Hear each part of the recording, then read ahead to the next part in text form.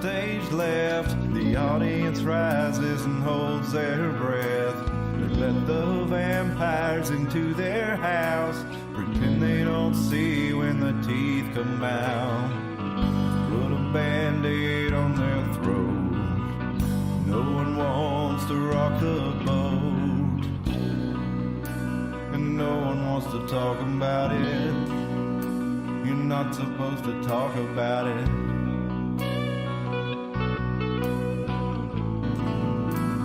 Not supposed to talk.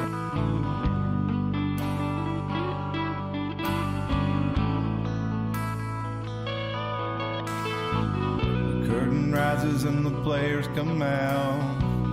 Webs of light spinning from their mouths. Stop looking, listen for a little while. Pay no attention to the men behind the curtain. Just look away when you see the blood spurting down to a steady drip. I promise to leave you a little bit. I'll be back for another drink tomorrow. I love the taste of your terror and your sorrow bathing in your blood. It's never enough. Program reality. Double thing, duality. Root upon the face of all mankind. The numbers up and the dead woman sign. Go along to get along. Hypnotized by the siren song. The flames are empty and the crypts are cracking open. The horde's upon you and you stand there frozen, waiting for the word. Stand in line and wait your turn. Don't follow the strings to find out who is pulling. Just drink your poison, keep on laughing and drooling, eating your own flesh. The master always knows what's best.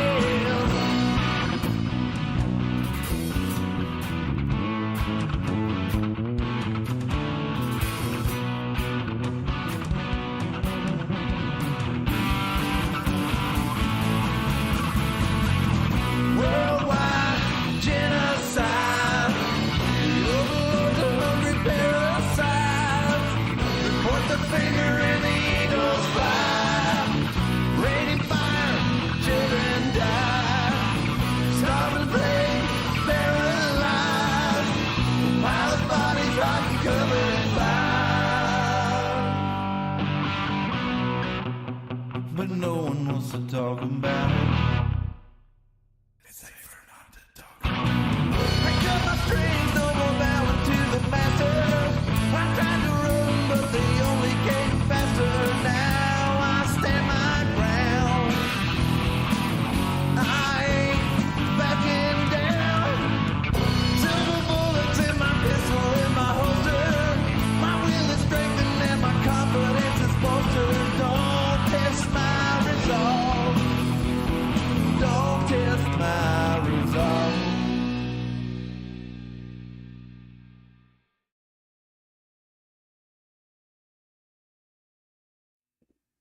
Howdy, folks. Welcome to the Iron Mountain Hour. It is Sunday, January the 29th, 2023. My name is Cliff. I'm joined by Tim and Dustin as we go down the table.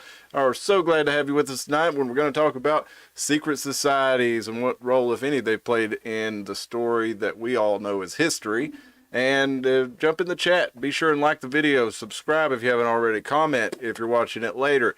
Interact with this video in some way or another. I think, Tim, it doesn't even matter if they like it, even if you dislike it, right? It'll still dislike the hell out of it. Yeah, it still affects the algorithm. Pick that up. That's well, no, we're 3-minute intro. We're good. Yeah, I think we're all right on that. YouTube has a new rule. We're not allowed to say any wordy dirds before 8 minutes in for some reason, or it age restricts it. But hopefully it doesn't. A lot of times it doesn't catch us because we sound like such hayseeds. That word's not very. Yeah, I wouldn't think that one would count against us. Well, That word's not even. That I'm word's old school. barely even PG. That's true. That's true. Well, I'm old school. I still consider some 4-letter words to be not to be said. I don't say that in front of children, for example. Right. You know, I censor myself completely in front of kids. So Yeah. just makes me wonder what the new standards for blasphemy is, so I can let it rip in what another 3 minutes. No, Keep going. 3. Yep. Yeah, we got started a little bit late there. My watch was We need slow. to, put a countdown timer. Yeah, if I could figure out how to do that, I figured out how to do it on a Premiere. If I could figure out how to do that on the live, I would do that for the intro and not even do an intro. Because the main reason we do an intro is so everybody has time to get into the. Since we do the live show, we want everybody to have a chance to get into the live chat and not miss, the first part of the show. So we do an intro, we shoot the shit for a minute in what we call our green room Better hope section. that was 8 minutes in. I don't know. Oh, yeah. That word's protected. Well, I don't know, but that's not like we're gonna They have. don't like us anyway. We're not monetized, and they don't show us to any. It's not like kids are watching a bunch of our videos. So, anyway, They're all past their bedtimes anyway. yeah, we got the skull kinds and of bones videos as the do. thumbnail for this video. So Yeah, see, edgy. You're trying to appeal to the kids. Don't pretend Edgelord like Cliff is not status. trying to appeal to the youngsters with his edgelord status and his cross and bone. Hello, fellow youths. Yeah. He knows how to appeal to the fellow pirate. I don't know y'all. who Bad Bunny is though. You're lying. No, I don't. I've never heard any of his music. I saw on Twitter at the end of the year that he was the most streamed person, the most streamed artist in 2022 worldwide. Mm-hmm. He had billions and billions of plays. I've never heard of him. I have no idea either. Well, I'll quote. I don't know if this is Jay Leno or if this is who was the other guy? Sorry, Letterman. Letterman. Yeah, I know Letterman better. I actually watched Letterman. Letterman or Jay Leno. One of these guys said this. They asked him, "Why would you step down from that job? Were you tired of? Was it a hard job? How do you step down from a dream gig?" And he says, "Well, I guess to put it bluntly, or to sum it up shortly, I don't think I need to be required to know who has dropped the latest single this year. Right. I need to be." He was like, "I'm at the age where I think I should be allowed to become an old man at some point." I mean, I know a lot of that stuff just because I'm around a bunch of young people and I hear them talking in bars and stuff. But I mean, I would not take it as an insult that you don't know who Bad Bunny is, dude. No, I'm just saying that just shows Good. that I'm out of touch. No, I think it'd be a little bit cringy if you did. I'm at the age where I'm supposed to be out of touch. Yeah. And A little. But it's like at the same time, I find bands every day that like literally nobody else I know knows of them. did you listen? Speaking of which, Yes. did you listen to the Ritual Aura? Okay, the cool thing is I found a playthrough that the guitarist and bassist did, and he's playing an NS stick. Mm. So I was just like, because it's only one guitarist, and he's playing both the bass and a guitar part, Wow. tapping the whole thing. Which is, that's why I was like, it sounded familiar. It's like I had a similar tone. I was like, is there a Chapman stick in it? But it's close. They're different instruments. I didn't know what it sounded like, but I knew it wasn't a fretless bass because that's a lot of It's this. very noticeable. Yeah, a lot of the metal that I've been listening to lately, I think Spotify is feeding it to me based on the fretless bass sound. So I noticed, well, this one doesn't have a fretless bass, and that was one that just randomly came up in my Spotify after I listened to some kind of technical death metal or another. Is that something is the fretless bass more popular in that genre? Yes. Okay. Yeah, and you can definitely wah wah wah wah wah, kind of Yeah. sound to it It's that. almost like with a fretless. Well, I guess fretless, same thing. It's almost you can get a little mouthy accent Yeah. noises out of It's it. very vocal sounding. Yeah, I was going to get a fretless guitar at one point because I didn't understand that, and even though that's cool, you need frets for certain genres of guitar playing. I think especially what I was playing, or at least at the time I thought I did. Before you're about to be like, open-minded. But yeah, I get what you're about to say. I wasn't on the level to be playing fretless at the time I was doing that. Well, I will say, I mean, I do play chords and stuff on my basses, which are fretless for people that don't know. It's like if you're just the least little bit off, your intonation, which sometimes you can actually make a chord sound better by moving this certain finger. Like it's like pull the seventh just a tiny bit flatter, and it sounds better. Yeah, or if It you're really- a little bit off, sometimes when you slide up into it, it makes it sound cooler. Mhm. Kind of like, people used to talk about But also- Hendrix a lot, not hitting the right. If there's no wrong note in blues because you can always bend it up to whatever the note you need. But also, it's like when you're closer on a bass end, you have more space in between the notes. Whenever True. you're in between, when you're on a guitar where your scales are shorter, Mm-hmm. it's easier to be out of intonation. Well, you don't really notice, I don't think, as a guitar player, how much you work those little quarter note bends and stuff like that, or quarter tone bends into your playing, because a lot of things it'll sound really stale if you just play, at least with lead guitar and riffing, anything other than straight chords. If you're not giving it those little slot bends a little every now and then, it kind of sounds dead and robotic to a degree, just depending on the. But if you don't really think about how much you do it, and you're trying to explain to somebody else that's maybe newer to the guitar how to play a certain riff, and they play it just straight up without giving it those little accents, you can tell, oh well, I guess I do, kind of squeeze that note hard a little bit there. Do you think some of that, what you was talking about with, what do you call it, like half flats or quarter flat, microtonals? Yeah. Do you think some of that is that makes it sound better? Or do you think some of it's just because there's none of the instrument necks are completely intonated, like they're all off a little places? I guess because of also, since we do an equal temperament tuning, because used to, whenever before equal temperament, certain scales sounded different. You know how they're always like, oh, this one actually sounds sad, but it's like, I think before equal temperaments, what was it, like F minor? Is F major or F minor is actually completely unplayable in chords because it was so dissonant before they tuned everything to be equal. I've got these two little stick dulcimer thingies at home, and I looked it up, and they were something called quarter comma mean, which is like essentially you can't play. It's like the frets are set up in such a way that you can only play.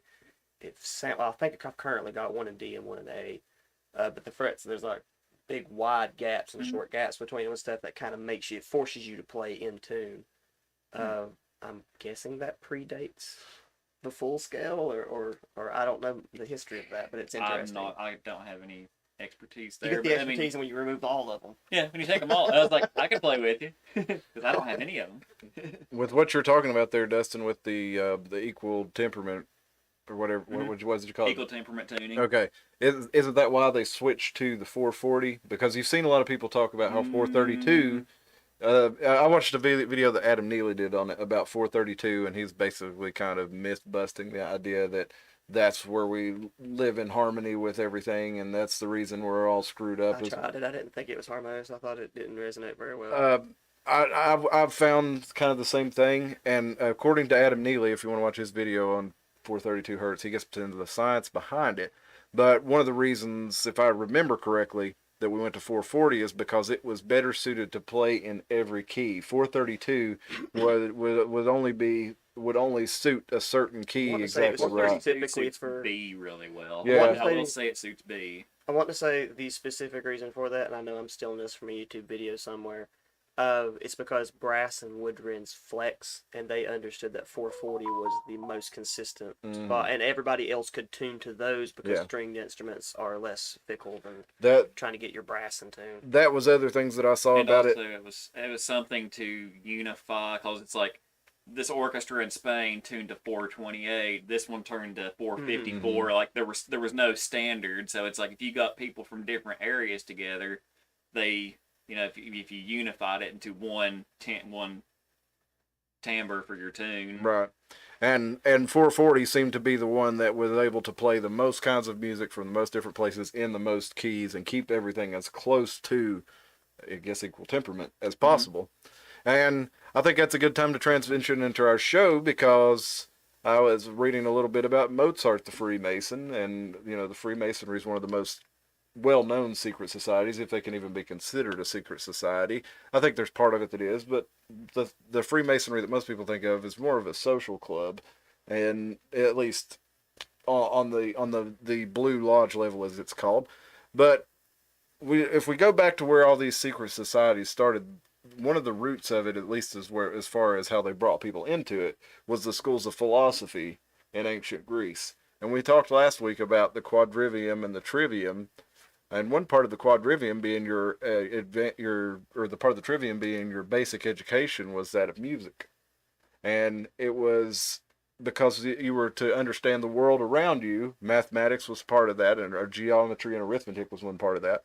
And then music was another part, because it was a vibration of something that created a pitch and tone, and it's part of understanding the spatial dynamics of the place that we live. And it was kind of a prerequisite for going into the schools of Greek philosophy, was a basic understanding of geometry and mathematics, and music, and then you would kind of get into logic and rhetoric, debate, and kind of existing. What is existence? Why are we here? And all these things, right? And Plato was actually was a member of a Hermetic secret society, and they were not happy with him for some of his teachings of philosophy because he was letting some of the secrets out, some of the cat out of the bag. And some of the secret societies, that's about as far back as we really know in history, because they're secret, right? So a lot of them have probably fallen by the wayside, but I have a whole bunch of them here to look at tonight, and they definitely, have left a record behind. But what do you guys think of when you think of a secret society? What comes to mind? I guess to expand sort of in the Masonry, the Knights Templar. Definitely, you could definitely get down some rabbit holes with that stuff. Oh, and we shall. We shall. Tim, what do you think of when you think of a secret society? Not necessarily a group, or if it is a group, but what comes to mind? Well, the most obvious, I guess, right off the bat would just be Bilderberg, or there's a bunch of names for what could be really the same thing. But you could group secret society even down to what Skull and Bones. So you're thinking of when it comes to your mind, you think of more of a group of power brokers meeting behind the scenes to advance society. That's what comes to mind for you? Any group that meets in secret would be a secret society. But if you just said openly, "Hey, tell me what you think about secret societies," I would immediately start talking about the Illuminati, Okay. or what would be more considered conspiracy is what I would start talking about. Even though I don't think secret societies would be conspiracy. I do think that's in secret all the time. I do think that's what most people's Conspiracy, mind goes. right. Yeah. Okay. Yeah. Or the most secret, the Midnight Society. Oh yes. Oh. What's your story tonight, Dustin? Don't eat that cheese. Sounds terrifying. Yeah. Oh man, especially when you get our age. Oh man. Yeah, I had The approval of the Midnight Society. Have Don't you ever- eat that cheese? Have you ever honestly smelled Limburger? It's pretty bad. Have you ever honestly I smelled never it? have, no. Okay. It's There was a Looney Tunes running gag wherever the dog or the animal was chasing one animal or whatever, they would always prank one of them by leaving like a plate of Limburger cheese for them to get so skunked out that they would turn color and pass out for a while. That's apparently how bad Limburger cheese was supposed to smell. And I worked at a grocery store for a while, and one day I was back there helping them give some lettuce and stuff, and I don't remember who said what, but for some reason, Oh yeah. Someone said- because I was. yeah, someone said they were going through this big cheese thing there for a while where they were really trying to make the grocery store really focus on cheese. Long story short. And They were trying to do boo cheese. yeah, like bougie cheeses, and, like expensive cheeses and stuff. And somebody goes, "No, dude, you have no idea how bad it really stinks. You think Tom and Jerry was kidding." I was like, "All right," and they offered to let me smell Limburger cheese. It smells exactly like dog crap. Exactly. Like, Why so would you whenever wanna see eat that? people cover their nose and put it in their mouth, they're doing it for a reason. It really does smell like dog poop. Just like dog How good can something that tastes like dog poop taste? That's what I gotta know. I don't know how you can get it in your remind me to tell you off Palate. camera. Hell, I don't care. I'll tell it on camera because he'll never see this. We took just a dibble of dab. Me and Delmer, we're all guilty for this. Shane, you're guilty too if we get caught for doing this.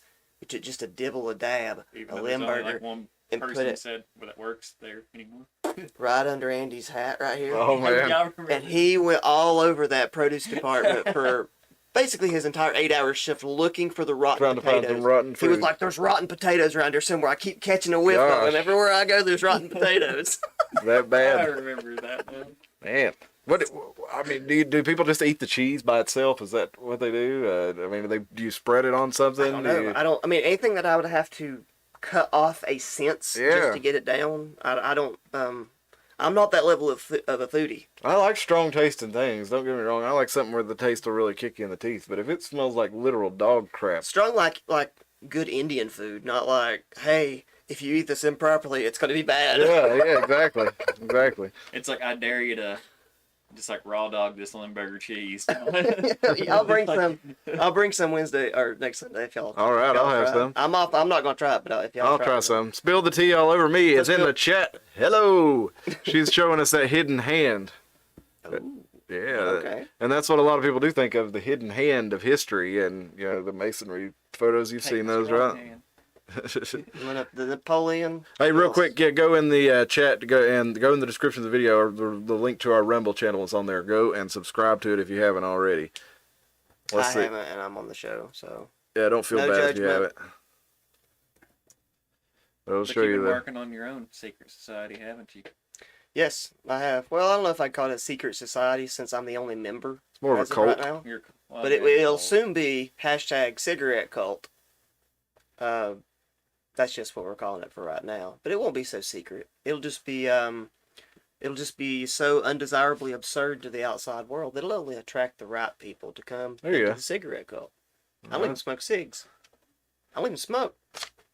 I There- just eat cereal and I get stressed out. Well, that makes sure you'll have plenty of cigarettes Exactly. to give I out to your cult members. cigarettes all the heck. Yeah. I just give out joints, It's like, I don't drink beer either. Here you go, guys. Then you find me one day just clutching like a bottle of some strange alcohol that I found. Like, I don't know why this one. like, Absinthe. That and a big pile of San Pedro cactus I'd robbed from Lowe's. Oh, well, there's the hidden hand. A lot of people do say they that's a gesture It that just fell in the middle. I don't know who that fella is. To be honest, and pretty grizzly looking. Yeah. yeah, let's see if we can He's figure that seen out. some things. I was just trying to find you a hidden hand photo He's a- there. Yeah, He's seen some of Washington. them hidden things. Let's see. That's not Rembrandt. Rembrandt's up here doing the hidden hand. Oh, okay. Well, I believe a painting would be all gnarly. I don't know. Maybe that is Rembrandt with a beard. Maker. Does kind of look like the same guy. Yeah, but he's doing the hidden hand, and then It looked more like Van Gogh though, in the middle. no, I It don't also know. be full of it. I don't think that looks like Van Gogh to me. But I think that is Rembrandt. Yeah, it is Rembrandt. Okay. He's just got a beard Well, there. he looks far more haggard in that picture than he Yeah, does in the other one. But he's got a feather in his cap. Wonder what that means. Maybe it's a macaroni noodle and you just I was about to say. Well, the Masonic orders of the world, they claim to trace their lineage back to the Knights Macaroni? Templar Okay. that Dustin was talking about, and the Masonic order is probably the most famous. Can you think of one that's more well known? Then the Masons? Yeah, Just the Illuminati itself.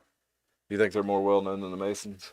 Probably in today's culture, but probably Yeah. not until very recently. I like think- the last 10 years. Yeah, because you see a lot of rappers talking about Illuminati and stuff over the last 20 years, really, and either claiming they're in it or saying they're against it. You got guys like, what's his name? Gosh, can't think of his name now. From Mobb Deep. Jay-Z is a big one that just That's openly admits in it, that yeah. he's in it. Yeah, he does. He's flashing. Beyonce does her whole. But I think it's like what they're called. It's like what's called the Boule Society. But I really have never researched that. I've just heard it referenced a lot on conspiracy channels. But essentially, I think it's like the black section of the Illuminati. Yeah, there's the Prince Hall Lodge used to be was the Masonic Lodge for black people because it was. I think originally they didn't allow black people in it, and they started a Prince Hall Lodge, and now I think most Masonic lodges are pretty inclusive. And here you got some Masonic rappers here, kind of doing either wearing their Masonic gear or doing their Masonic symbols, and there's you some Masonic cufflinks, and you see Masonic, signs on cars. Every town has a Mason's Lodge. It's a pretty widely spread out across the United States. Anyway, I mean, people that's connected to gang culture would probably really love stuff like this. yeah, I get to yeah. join this badass place, and I get some cufflinks. Look at these. Yeah, Those are cool. If I was in the Illuminati, I'd want some cufflinks like that. Yeah, they're pretty sweet. Start wearing a eye patch with a diamond on it, or whatever stone's expensive these days. Well, when you see these symbols, like I've watched a Mason. He was like a 32nd or 33rd degree Mason, and I think there's a couple different sides of Masonry. There's the Scottish Rite and the York Rite, and the Scottish Rite has up to 33 degrees, and the York Rite I think has 9 or 13, but they're basically the same thing. They just have a different hierarchical structure, and they have a lot of symbolism that is recognizable to other secret societies. They take a lot of it from ancient Egypt. They go back to the Druids, even if you go back far enough. The Knights Templar. A lot of people say they went into the Masons. A lot of people say they went into the Rosicrucian Society. And so they've had a lot of different offshoots. But if we go back, the first secret society that I can really find mention of, besides the original world teachers like the Hermes Trisged, how do you say his name? Trismegistus. Yeah. Is that right? Well, that's pretty close if it's not right. The original text, I don't know if you've got this or not because I can't read very well. There's a thing called the Emerald Tablet. Actually, I got a And photo of that. Okay, that's the one thing if you look up over and over again that all these secret societies kind of use as their foundational document, including like theosophy and stuff. I didn't send a I can get that. screenshot of it myself, so I'll just. There's also this thing called the Emerald Tablets of Thoth, but I've never read those. I don't know if that's the same things. But it's not the same thing as the Hermetic ones that we're thinking of for this one. Well, I'm not seeing a picture of the one I need. So, but yeah, what It's just a big you said, a lot of them go back to that, and I meant to take a picture of this and to have it for the show tonight. It's in here. Because it's hard to find some of these pictures in here online, because they are secret, but the point being, even if you have if you're not indoctrinated into the mysteries, what is this going to mean to you? I mean, pull your camera up so we can see how that's going to mean nothing. Yeah, let's pull it up there, down there at the bottom. Oh, at the bottom. I'm about to run your Okay. new high-fangled tech. You get it there. There we go. So, you see that photo. It looks like a Stoner Doom album. Yeah. I mean, without the understanding of the schools. It hasn't been used for a Stoner Doom album yet. Yeah. Well, and even if somebody tells you what that means, you have to It looks have like a dirty bass line. you have to have been initiated into the mysteries for a while to even have an understanding of it. There's so much there's so much background knowledge that, I guess if you wanted to infiltrate and learn the secrets of it and to try to share with the world, you could do that. But then again, you would have to pretty much initiate someone into the mystery schools for them to even be able to understand what it meant. So that's one of the particular difficulties of exposing, what goes on in these places. So a lot of people tend to focus on some of the ritual and things like that. And without understanding the meaning of them, a lot of times they can be more sinister or seem more sinister than they are, or are they really that sinister?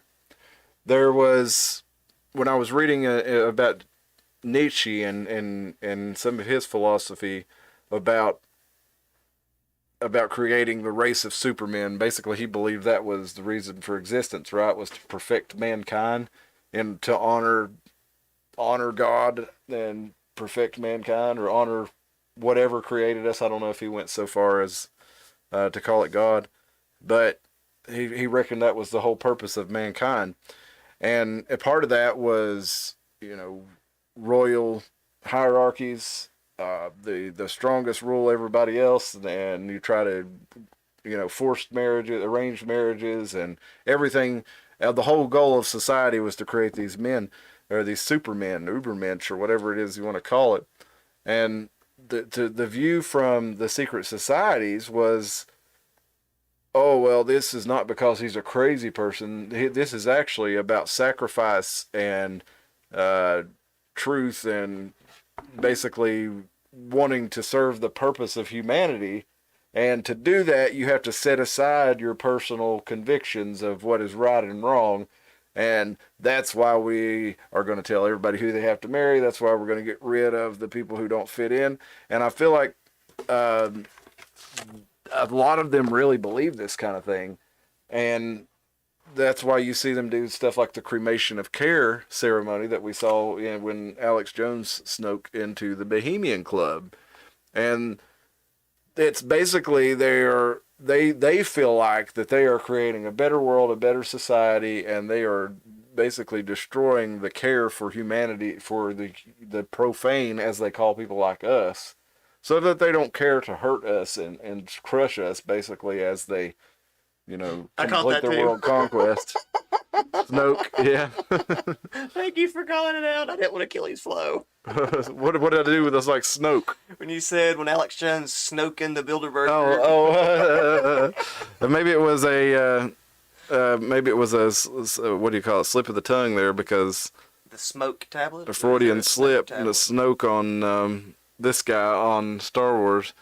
He's the hidden hand in the new trilogy. He's the supreme leader behind everything.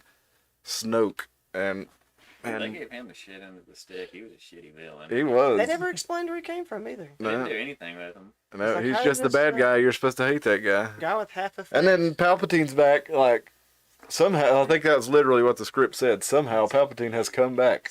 Yeah. They never did explain it. I mean, But- I don't really care. I'm not really an adult who's going to sit here and nitpick on children's movies. But there really is some, just like, really weird writing that they did. They were just like, we need some generic villain. It's like, yeah. with no backstory, no nothing. Not even, like, unlikable. Just looks like they're picking on a mutated version of the chess player from Toy Story.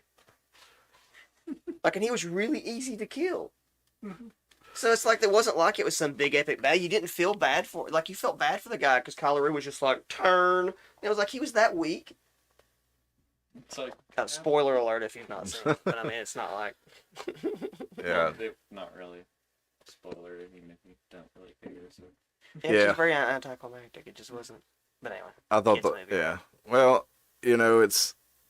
I think that's the way they did it. Pizza down there by his foot? It kind of looks like a pizza, Doesn't it? doesn't it? That's actually what that is this thing right here is some kind of collar that they wear, and the druids wore these, and it was supposed to,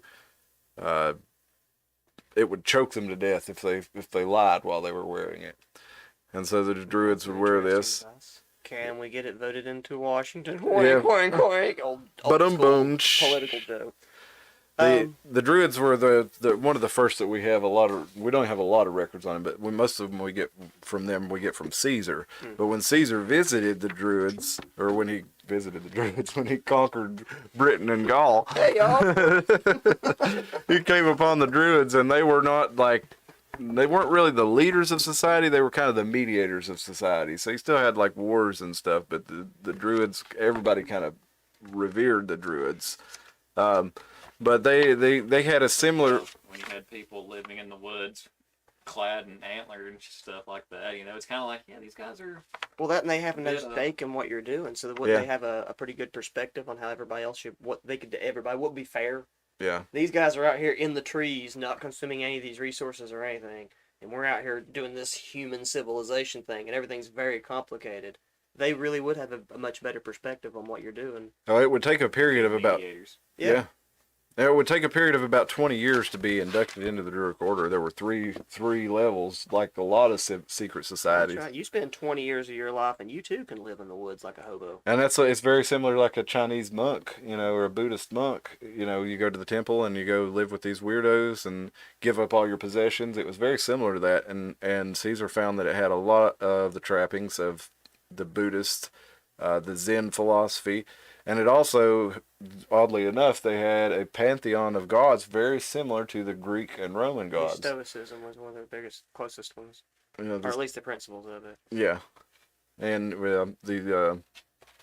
the when you initiated into this, you had a lot of the similar rituals as others. You had you being buried in a coffin, and that you would be resurrected, and My then mates would jerk off on the top. I don't know if they did all that. Pretty sure that's what George Bush's perverted group of friends are the ones that added that little. Yeah, negative. they really did that in the Skull and Bones. Supposed to symbolize raising us from the dead. Hey fellas, why is down there? Let's all wank off on the top. You know, Sounds that's like you- college kids. you weirdos. We're gonna lead the free world one day, fellas. Sounds like rich college kids are. Well, the Druids, they had a god called Hu, or Hu, I guess. And part of this was Mercury worship, and in their religion, Mercury was like it was a cube, similar to the black cube of Saturn that went on later. But you see a lot of these similar things to Greek and Roman, as well as Persians and Zoroaster, and Mithras from what is now Iran, that area. But they had a lot of similar things as far as a sun god who had, was crucified and rose from the dead. He also was born, he rose from the dead as the vernal equinox came about. And that really, it signified for those who were initiated that they understood that this was to help people remember, this is when the sun comes back and we start having spring and things start coming back to life. And that's like the basic level of why they told the story. But there were deeper meanings to it too. Skynet. That's funny. I was watching a video on the Terminator franchise. I've seen the video pop up. I haven't watched it. I know the one you're talking about. Yeah, it kept popping up, and it came on my autoplay. I wasn't actually watching it, but it came into the autoplay. But it really wants us to watch that video. I wonder why they don't put our video on somebody's 'Cause we're watch ugly. next. Yeah, that could be it. We're ugly and we're not funny. Later on, I would like to take a look at, since we're talking about secret societies, you can't join the Zoroastrian religion. Like, you have to be born into it. They do not take converts. Oh, is that right? That's why it's dying. But their temples are so cool, but to the outsiders would look so creepy, because their representation of God is just the presence of fire. So all their temples are these like elaborate systems of just crazy fire and stuff, where they just keep fire burning. And that's actually based on Mithras too, and he's a sun god. Kind of like watching a Rammstein show. Yeah. I'm for it. I'm pretty sure it was I want to say whatever, there was a group of people that went to war with them at some point that was able to conquer them by getting the other religions and groups around them to be afraid of them, because they were like, look at these psychos, they're worshiping fire, they're destruction worshippers or something. But really what it was is just they saw fire as the ability to glean all this bunch of stuff. So it was just fire represented life itself. So very misunderstood religion at the time and now. And this is, and most religions are really that way. There's, you don't even think about, well, Jesus is a sun god when you're growing up. I mean, there's the philosophic part of it where you're actually learning about forgiveness and tools to live a less conflicted life and a more, what do we call it, stable, I guess, less attached to the earth, less worldly life. That's part of it. And then there's the mythology that helps people understand the seasons and things like that. And if you look here, Zoroaster, he's got the sun behind him, as you often see with Jesus, and you have the rays coming out from behind his head, and sometimes those are represented as piercing something, have a sword or something representing the sun, and it's getting rid of the bad time where everything dies. Similar hand gestures with stuff we've spoken of before. Yeah.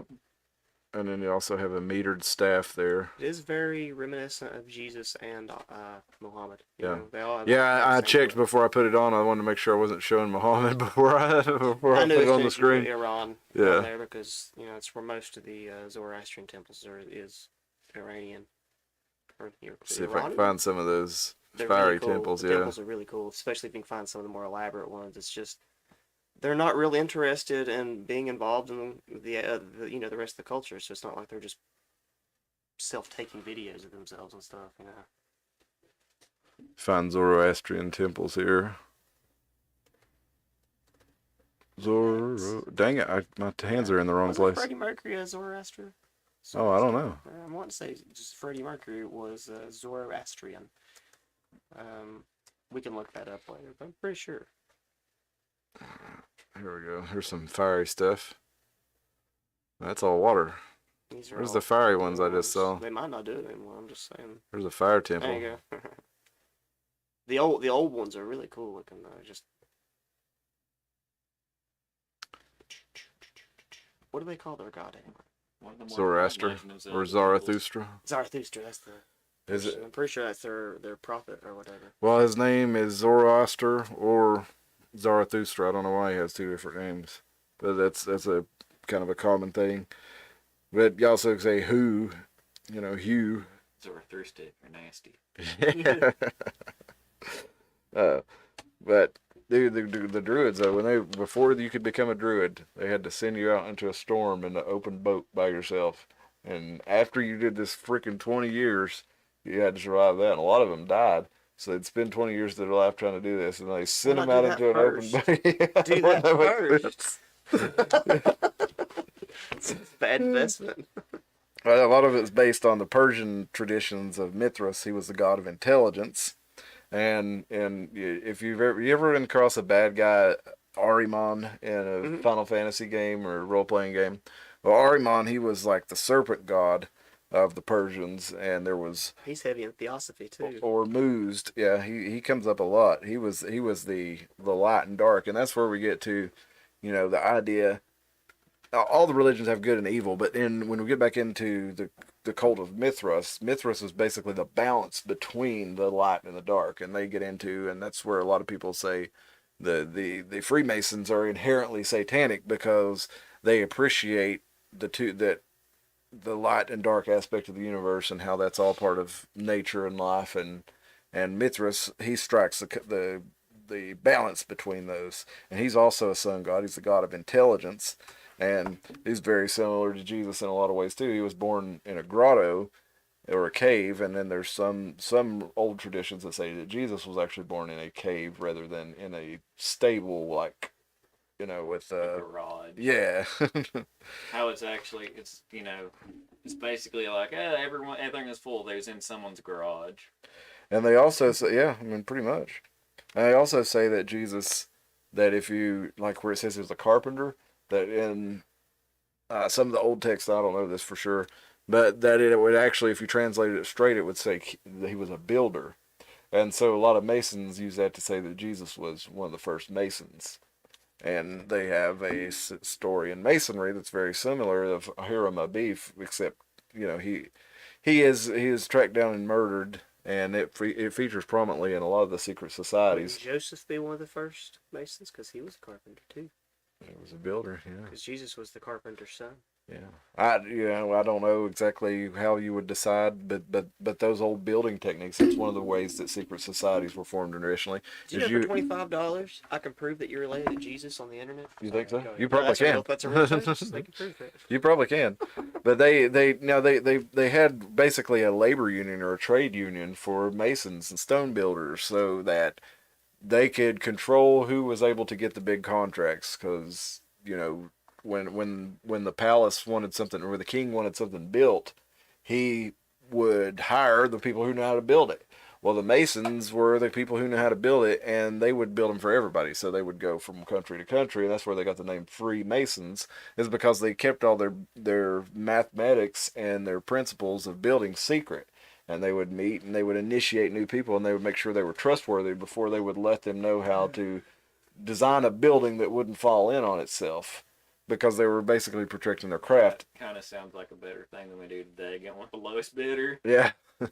Well, that was how it started off, and as these people started building this, they having these secret meetings and things, they started working in philosophy, and they didn't have to. It wasn't necessarily a religion, but everybody had to be religious. Everybody was religious, and now I think that you have to believe in God to be a Mason. Keep you from thieving.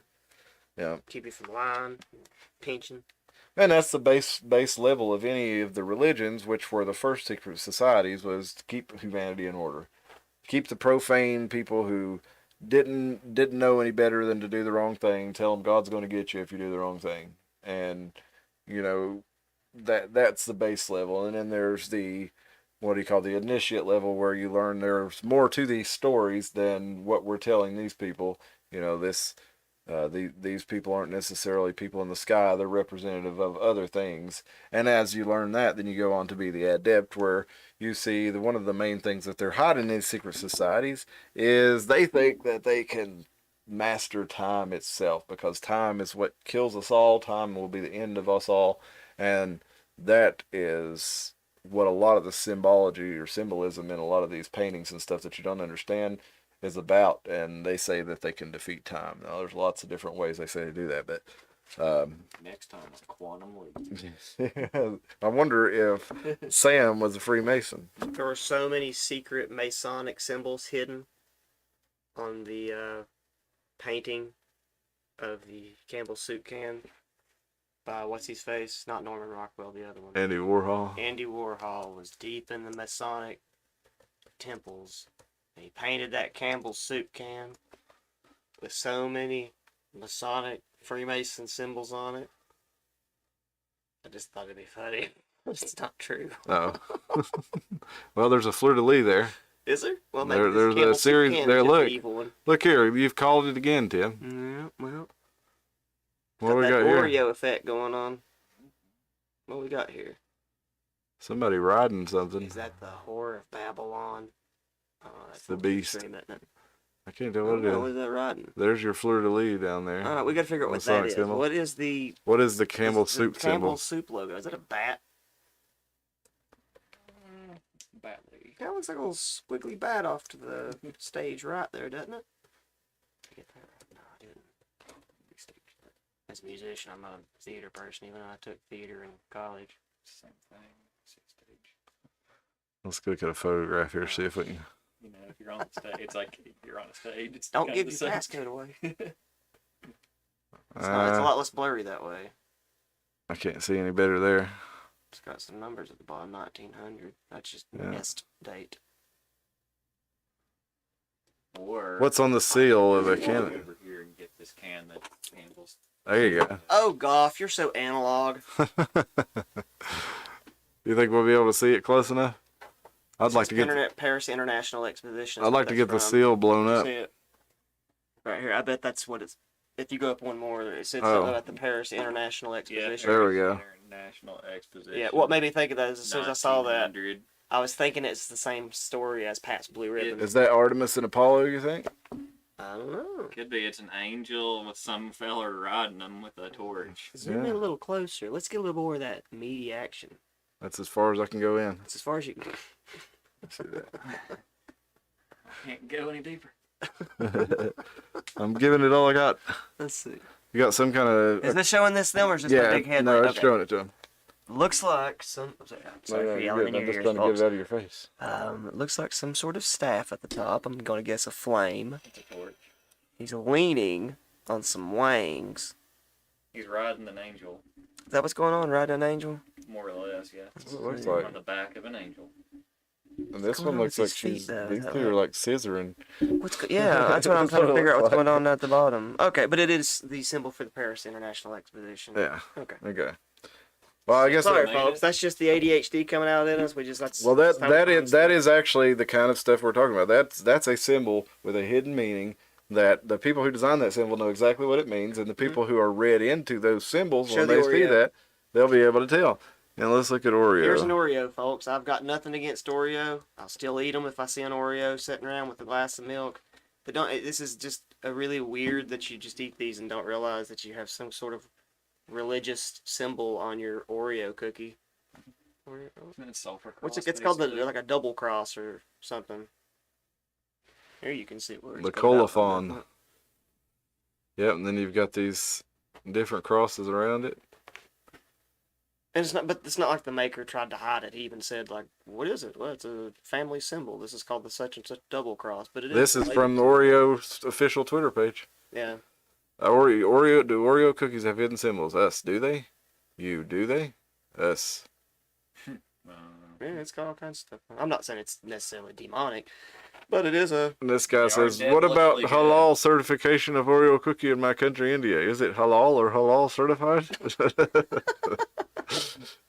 Just eat the cookie, man. There you go. Just eat the cookie. What's her name? Well, Shiva will forgive you. Vishnu.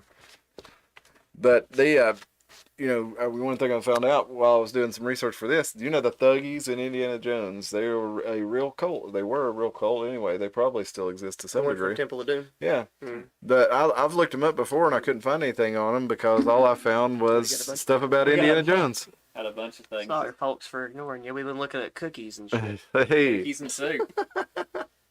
Come on, Campbell. Throw us a Cookies and sponsorship. soup, yeah. We need a Campbell's, payday. we'll take it. I will chug this whole all can right, of let's soup. go. Yeah, so Joe says Masons are big believers in the Sphinx, not satanic, really more of a religion in religion.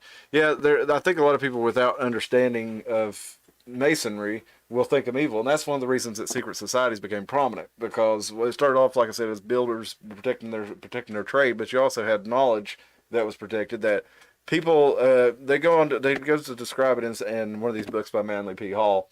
There are some people who are go through life never questioning anything. And there are other people who think about things. There are people who had never crossed their mind, I guess you'd call them NPCs, that they would never stop to think, well, who made us? How did we get here? Well, the people that did think like that tended to be a smaller number, and they would congregate together, and they would have thoughts and ideas that the regular people would hear.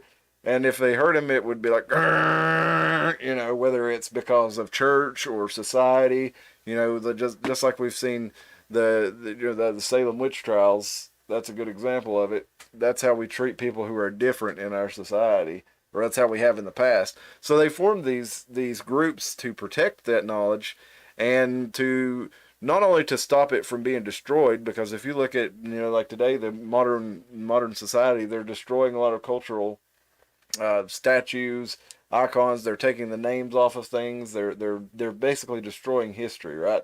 And the people who were in these societies realized that people do that, and they felt like that they needed to protect these things. So they did the secret society, but they also built architecture that had these secret numbers in them. That a lot of this is sacred geometry, it's called.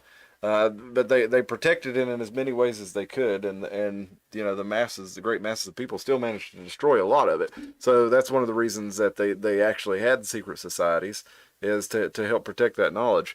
Joe mentions the dollar bill. Yeah, monster. There's all kinds of signs on the dollar bill that are let's look over the dollar bill real quick, and we can see some hidden symbology on it, symbolism. And of course, everybody has seen, I think, the owl of Minerva hidden in it, and they talk about that having to do with the Bohemian Society, but I don't know that really does. Let's look here closer right here. The owl is, it's symbolic of wisdom, because the owl's awake at night and sees everything. Yeah, and you can just barely see him, but he's there in the corner of the bill. Have you ever seen the spider? Yeah, tell me about the spider. I don't know. I've not seen the spider in a long. I couldn't find it now if I wanted to. I don't There's remember a either. little spider hanging from all. Isn't it a little weird? I mean, we never think of this because I guess we grow up with just this is our currency and we don't ever really think anything about it. But isn't it a little weird? There's spider webs. Yeah. All over our money. Yep. Like, You don't even notice that it's spider webs if you don't look closely. yeah, but there's a little itty bitty spider hanging from somewhere on that dollar bill. We used to be able to find it when I was a kid. Yeah, I don't remember where it is either. But isn't that one of those moments where when you see the guy with the strange haircut and the lack of expression on his face and spider webs all over the money that you go, are we the baddies? Yeah. It's one of those moments. Like it's like, oh, our dollar bill also has a creepy eye and a predatory bird on it. What gods do you serve? Here's the creepy eye there. This is the capstone of the pyramid, and if you look, there's all kinds of numbers here. There's number 13 repeated, and it's not just the 13 colonies. There's a deeper meaning to 13, although I can't think of what it is right off the top of my head. I've heard it before.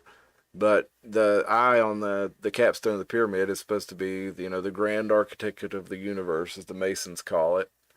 Some people just say it's the eye of God. Other people say it's the eye of providence. And then there's a guy who I saw. You ever see the Prophecy Club? Some of those people that come to talk to those things. You ever see some of those? You want to talk about grifters? You like to talk about grifters a lot, and that's somebody who exploits people who are looking for a certain message for money. You used to see the Prophecy Club and a lot of these nationally syndicated Christian programs. People would come through there and tell them all kinds of stuff, especially during like the Satanic Panic. There was a guy who would say, you know what that eye symbolizes, and he may be right as far as what Crowley said it symbolizes, but he said that Crowley said it symbolizes a brown eye. We'll put it that way. A butthole? Yeah. Well, I was going to try to keep it at brown eye. That's because he said it was the brown eye of a miner that allowed them to reach a tunnel into another universe, is what this guy on the Prophecy Club said. Okay, I'm thinking. And so this is where people get a lot of these bad names for Masons and stuff, because people like this will go on and say, well, this is what all the Masons are doing, and then you'll all the time see all the. See that eye on the dollar? Masons, you know what the Masons see when they see that, don't you? Yeah. A child's ass. So it's not that I don't believe that they're touching children. I have a hard time believing that metaphysically that represents. Yeah, I don't have a hard time at all believing time travel that, but that's what Crowley believed. Aleister because- Crowley believed that eye was the butthole of an unwilling recipient. Because that's at least according to the guy that I saw in the prophecy collective. Now, I don't even think Crowley's that weird. Well, maybe Crowley's pretty gross. Yeah, Crowley did a lot of crazy things. All right, sorry, I derailed you. Keep going. You have. The butthole was too much. That's a stretch. Ooh. that was a Dustin worthy pun there. Novus Ordo Seclorum, though, that means new order of the ages. So essentially, that's a new world order. And Annuit Coeptus means announcing conception. And a lot of people say that the Freemasons started the United States, and there's a lot of evidence of that. A lot of the founders were Freemasons, and they did a Masonic ceremony when they laid built some of the first buildings of the federal government. And there's pictures of George Washington doing a ceremony, a Masonic ceremony, laying that capstone or that cornerstone. Let's see.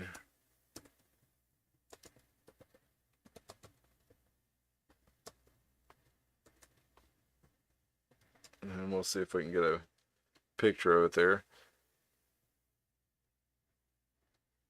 Here's one of him with him laying the United States Capitol, the cornerstone. And he's doing his Masonic gavel there where he's the Master Mason.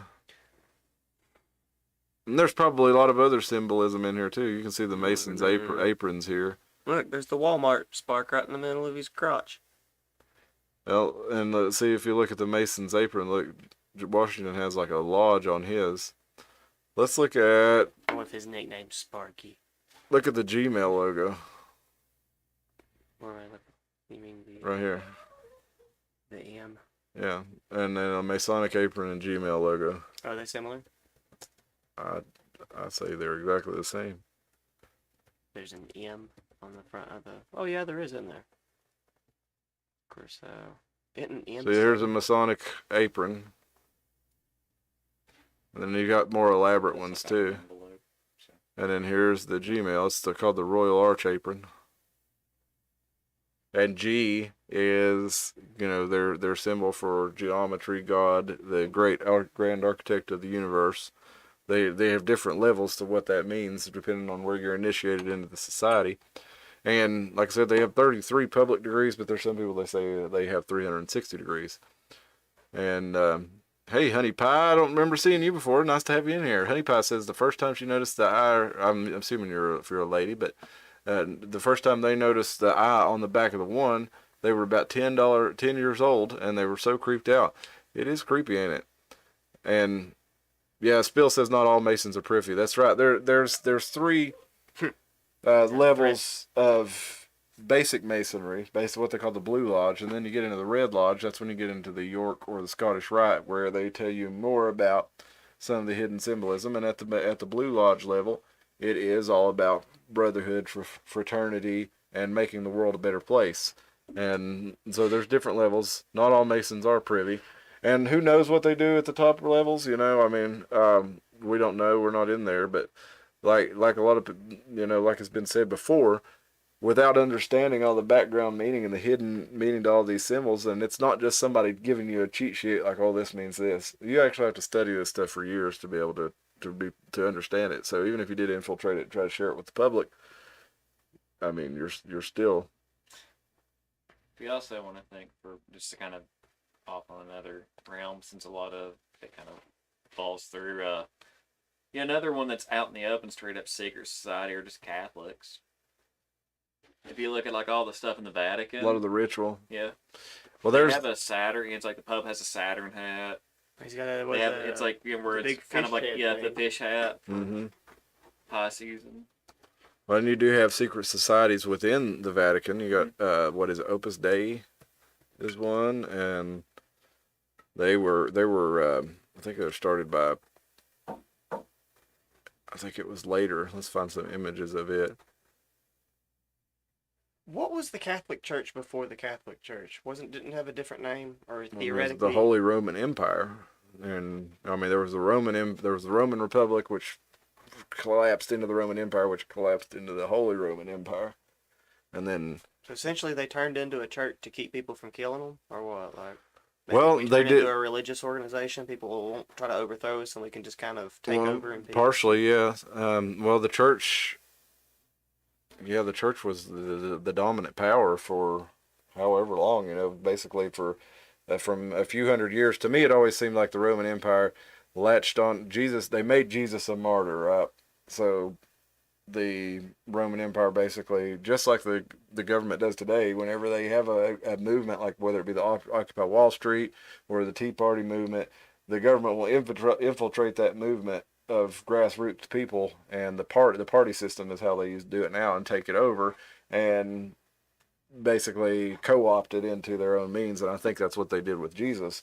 They saw the popular sentiment behind Jesus and the popular support he was building. So rather than try to, like they say, you can't fight an idea whose time has come. You can't stop the signal. People were ready to hear the message of Jesus, and the harder they tried to keep it down, the more damaging that was going to be to their cause. So they embraced it rather than try to cover it up. At least that's my take of it. But yeah, Opus Dei is a sect within. To quote Bender, I'm gonna make my own Jesus. Yeah, pretty much. Mode. Your own personal Jesus. Mm-hmm. There was one called Chocolate Jesus too. You ever hear of Chocolate Jesus? He sounds funner to hang out with, or at least kind of like a Willy Wonka What am I Jesus, talking or at about least here? the fragrance would be pleasant. $365 for a Jesus chocolate. And look how similar he looks to, say, Zoroaster. Is Yeah, that in is this it just picture. one, or do I get I 365? don't know. I better get. Or is it really damn big? How many? Oh no, that's six. No, okay. How many? It's $6 each, apparently. 50 of them at $6 each. This product size is 4 inches by 5 inches. So Shrink it down. Let's make this thing manageable. what? Um, What a weird thing to try to sell. That's not cheap at all. where did I? What am I thinking of? From Chocolate Jesus. What made me? I don't know, that sounds like a Cartoon Network, like hip hop super. Seems like I heard a song called Chocolate Jesus or something. It's probably written by like Everlast too. Maybe Doesn't sound out of the ordinary. maybe it was in a book or something I read. No, Tom Waits. That's what Tom it was. Waits. Chocolate Still alive, Jesus. dude. Yeah. I knew it. The white guy. I knew I'd heard of Chocolate Jesus somewhere. So yeah, but as we kind of got sidetracked there, we were talking about the different where you can trace back to the roots of secret societies. Salvation. Yes, salvation has never been so sweet. Which is kind of, isn't that kind of antithesis of Jesus? Like Jesus is supposed to be, detachment from worldly things and pleasures, and we're gonna make a chocolate one. So I don't know if that's their intent to be I've Unless never somehow listened they to do, the and song. it's like 100% dark chocolate, and it's just very bitter. I don't like dark chocolate. Well, you were talking about the Gnostics, right? You were telling us about that some, and that was like a secret society to a degree at the time too, because like we said, the Roman Catholic Church, Kabbalism, Gnosticism. the Roman Catholic Church was basically the main power, and the other Gnosticism kind of emerged out of that. Illumis. Illumis. That would be the Greek version. It's kind of like, I'm trying to get everything rooted into like the core tenets of where it all originally came from. Illumis was the secret place that you would go visit and talk to God with the Greeks. And what it was is you would meet whatever the Greek equivalent of the Druids, or I don't know, oracles or whatever. Well, they had the Oracle of Delphi. And well, they would go to Illumis, and the reason you could never find it is because essentially it was just to give you psychedelics and you'd trip out and have a trip. But Well, there was a place. Okay, I'd heard of the Oracle of Delphi. Probably a lot of y'all have too, where there was a pit in the ground, right? And there was a tripod, and a woman would sit on it, and people would come from all around to have their prophecies read, their futures read, and hear prophecies. She advised kings. That Oracle of Delphi actually lasted for like 800 years. It was from about 600 BC till about 400 AD. That is insane to me, that they had some woman sitting on a tripod tripping out all day doing hallucinogenic drugs What if it was just listening. somebody's like kind of like organ grinder monkey, where some guy figured out, man, you give these girls this mushroom, man, they geek out, and when one would die, he would just put another one over They there. did it for 800 That's what I'm years, saying. dude. It's like, well, I don't know, That's 20, insane. 20 women that he could do that with just before they drop. Well, a lot of that society that did that, though, is where a lot of the original secret societies came from, at least that we have today, because these philosophers, they would come up with ideas, they would question the meaning of life, question, everything around them, basically. And sometimes, Stoned. yeah, yeah.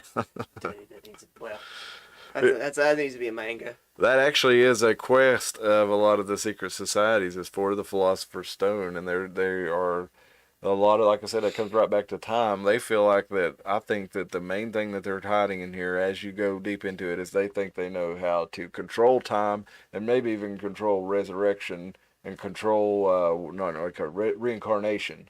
Okay. Basically that time is the enemy of our mortal body, but becoming our peak human is by embracing the timeless aspect of ourselves, our souls, and triumphing over our mortality, our animal body, our animal nature. And that's how, using their rituals and their, secrets to time and space, that's how we as people can conquer time. And that's the ultimate secret that they at least believe that they are hiding, is the secret of defeating time. And you see that with people, all these rich people today. They're obsessed with staying young. They're getting blood boys to come and give them young people's blood injected into their Taking foreskins. Yeah. They're injecting the foreskin serum into them. Yeah. Now remember, that was that was in the anti-Semitic point of no return that was the anti-Semitic point of no return on the conspiracy chart. But then it was on that lady that who was it that was Sandra on? Bullock. Yeah. Comes up and says Having Chinese kids or Cambodian kids pee-pees injected in. Yeah, she said, "Don't worry, it's not American. It's not kids from here." Like, so they're. So it's not like they're using it. Give me the pee-pee skin. Scottish Rite, my hope in God is what that means. He says, "Spes mea in Deo est." Honey Pie, Saturday New here. I'm so glad that you are joining us. I'm glad to have you in the chat. We always like to have. Joe says his grandpa was Scottish Rite. We always like to have new people, and we always like to hear what you think about this stuff, especially hearing about your experience with the dollar bill. And we would like to get into a call-in show eventually, but we're not set up to do that right now. So we'll hope you continue commenting in the chat, and then He's afraid to talk on the phone because we're weird millennials. well, I think we need a actually. You know what? If we had, I don't talk on the phone, to be honest with you. I just don't. yeah, I talked about that on the last show. How Dustin would rather do about anything than talk on the phone to you. I don't talk on the phone either. I share his blah. I don't know why. It's how probably just how we was raised. That like, the phone rings, I look at it, barring it being the White House, which I wouldn't answer at this point in time. It's like, if I don't know you, like, I mean, I'd answer if like I would definitely answer for the White House. Would you? Probably a scammer call at this point. What could you get him to say? Think about the things you could get him to say. You could live on eternally, like the secret societies. If you got Brandon to call you and say something crazy. Okay, in reality, if I really had a chance to talk to Joe Biden, yes, I would. But if I saw my phone said the White House, I would just assume it was a scam and not answer. We need you to send Target gift cards to save America. Yeah. I need to meet Obama at least once in my life, not because I'm a hardcore lefty person. It's just I've had two dreams about the man, and both times he's done something weird. Once, it was just, I don't remember if it was Obama or he looked like Dinesh D'Souza though, but it was supposed to be Obama for some reason. Obama and then he morphed into Obama, but he also looked like Dracula. And was laughing about how all politicians are shapeshifters, you silly kid. You'll get used to it. And then just went on like it wasn't nothing, but he had big vampire fangs as he walked off. And the second one, I saw him out and about again. So apparently me and Obama are just dream bros. He looked just like Obama at this time. But he walks up and says, what was it? It was something like, "The universe is in you, my friend."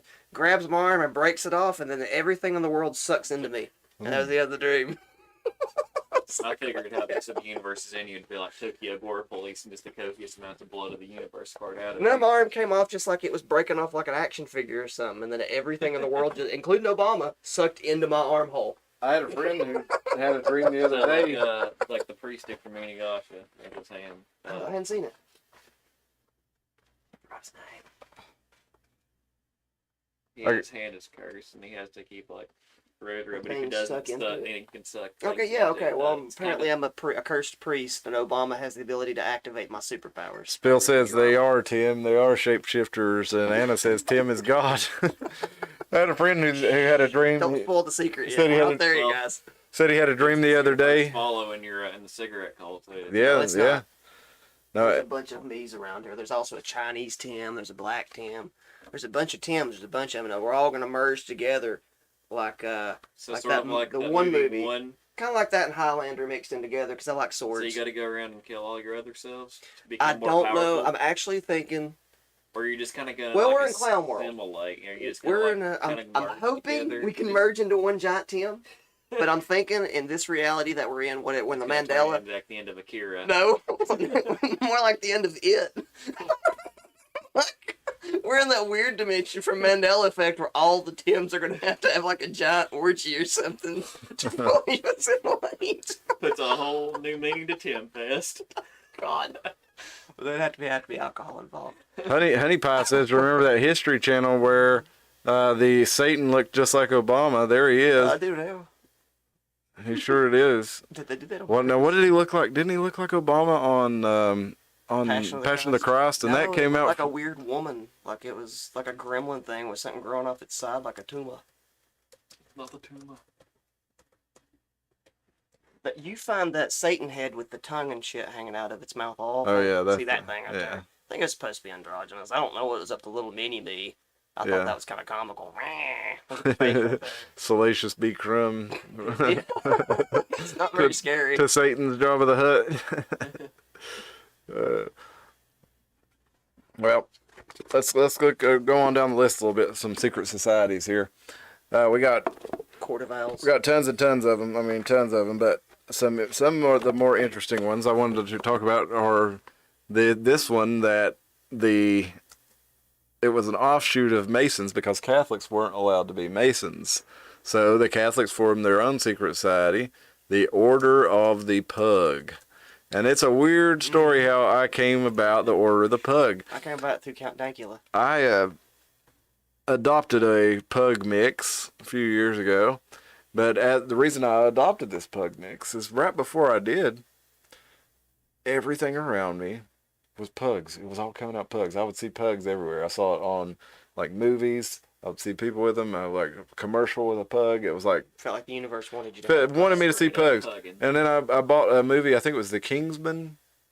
And on the side of the video, on the Blu-ray case, there was a little pug. And the pug was featured a couple times prominently in the movie. So I ended up getting a pug. And then I looked at the Order of the Pug. And somehow when I was looking like, why is the universe showing me pugs? I came across the Order of the Pug.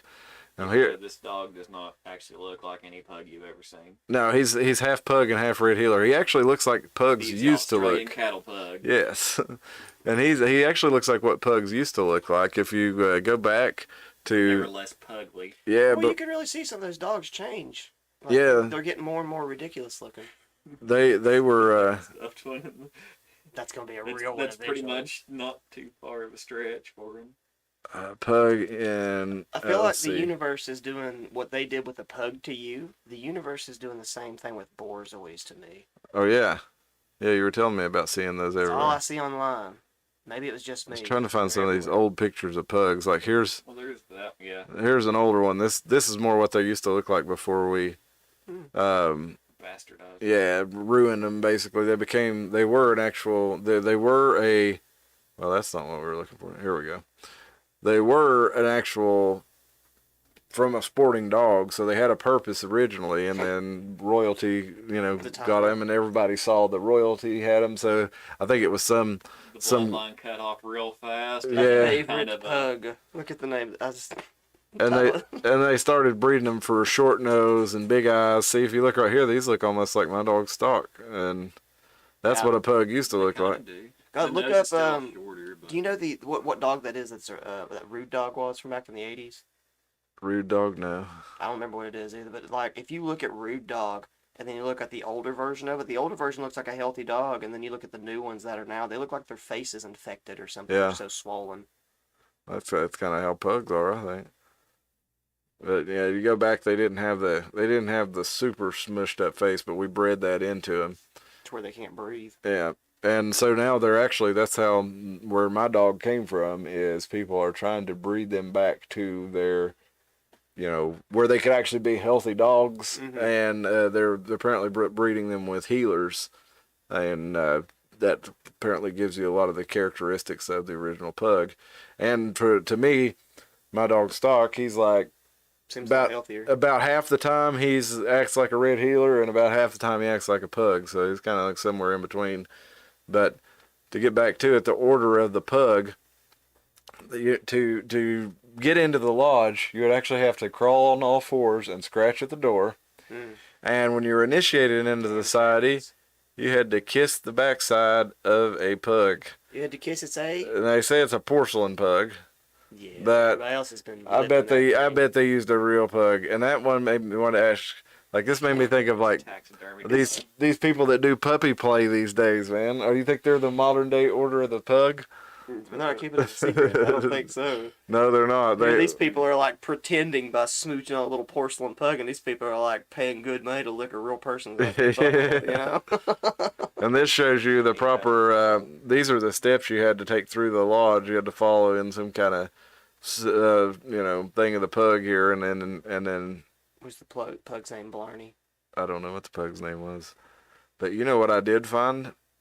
As there was, remember in the Flintstones that Fred and Barney, they were members of the Royal Order Water Buffalo. Water buffaloes, yeah. Okay, so there was Which was basically a parody or satire of the modern day moose. Well, that's what I thought too. I thought they were making fun of the Moose Lodge.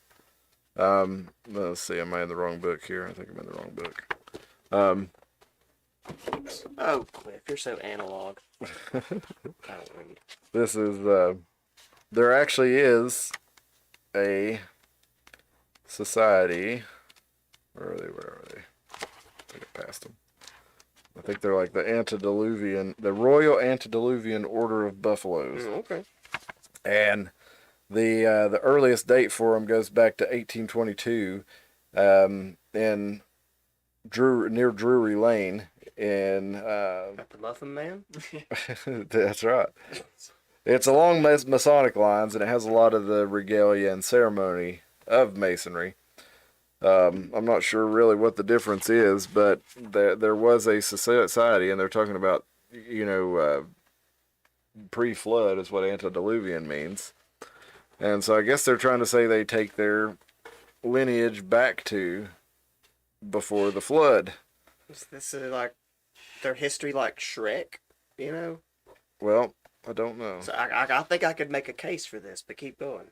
Well, Here you go, Tim. I'm kind of looking.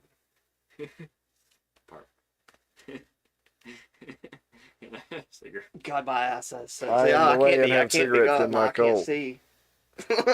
You're not all seeing. No, I am not all seeing with the way that I have cigarettes.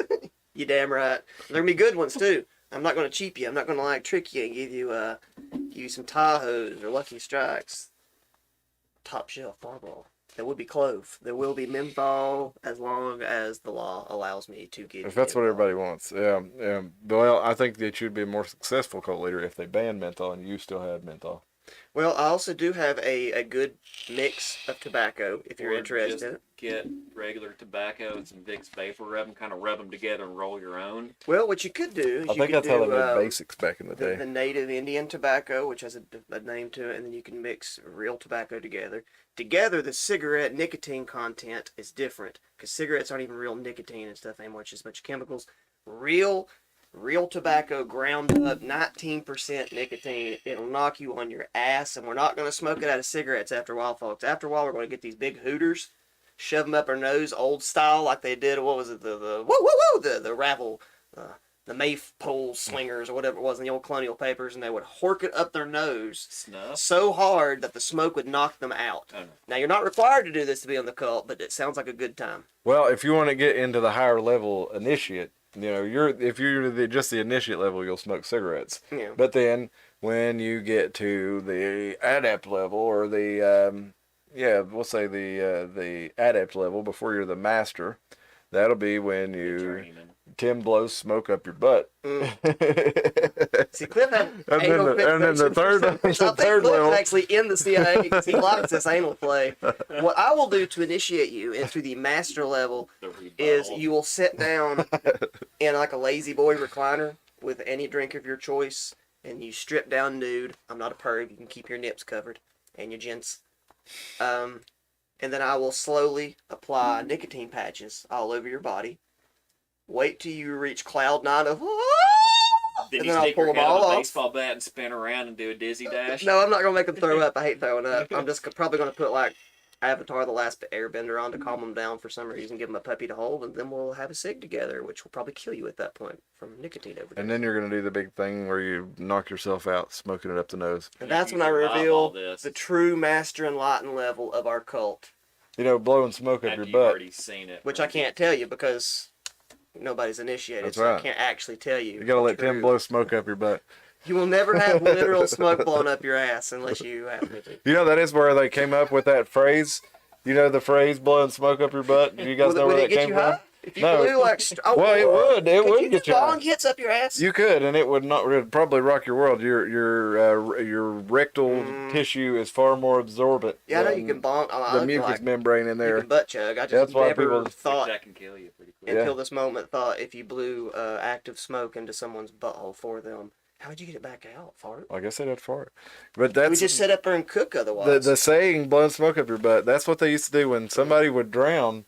They would pull them out, and they had a special machine with the bellows where they would blow smoke up their butt, and they would. It's like, well, Timmy drowned again. Why does he do this all the time? Why does he keep doing this? Like on what's that movie? The baseball movie Sandlot, where the kid jumps in the pool and drowns on purpose to get the kid. Yeah. 4 times this week, Frank. You gotta keep your kid out of the pool. But I mean, I guess if you were faking, that would definitely bring you back out. You jump, trying to get a pretty girl to kiss you, and next thing you get a bellows shoved up your butt and smoke. Why did they think that was? Well, I mean, I guess it would work. If you weren't dead, I bet it worked. Yeah, slapping somebody with sticking smelling salts up their nose Yeah. would work too. Just Okay, what I guess pervert it's was like, sort of- all right. Okay, the only way my brain can Frank, logically get your think bellows. Because if you think of how your diaphragm works, and how your stuff, it works on pressure and stuff like that. So it Would pushes push that it back pressure up. that way, so it'll push the Maybe that was the idea. kickstart. But that's why they say that. That's why the saying is because they're like, "Hey, I'm not just blowing smoke up your ass. I'm actually telling you something." It just seems like a pervert was in charge for a minute and was like, hey guys, listen. You know what I learned? If you ever fall in the Somebody's pool, drowning, why do you approach them? You know the water went in your mouth. maybe they were members of a secret society. Were they so stupid they actually thought blowing air up one hole would get to the other hole fast enough to blow the water out? No, blowing smoke, Oh, well, not just air, smoke. They're. we weren't smart, and we're still not smart. But I'm going to give you free cigarettes. Yeah, and the American Spirit cigarettes, they're pure tobacco and Rough, water. though. Winston's are pure tobacco and water, but the government mandates that you have to put this paper around the cigarettes. The glue It's fire straps. retardant. Mhm. Yeah. If you ever look at a And- cigarette, all you cigarette smokers, Yeah, it looks like a FSD. zebra now. And it's if you don't take enough drags off of it, eventually it puts itself out to keep you from burning yourself Unless down. you stick it in an ashtray a certain way, then it'll burn all the way down. Mhm. Really? Yeah. I tried it. Oh yeah, they'll still burn all the way down just fine, and they'll still catch stuff on fire. Unless you're trying to smoke them, then they just go out all the time. Yep. Even I don't smoke. It's quotes from people. You know people that smoke. Yeah. Golf smokes a giant pipe, near Spills John in. looking, and it has.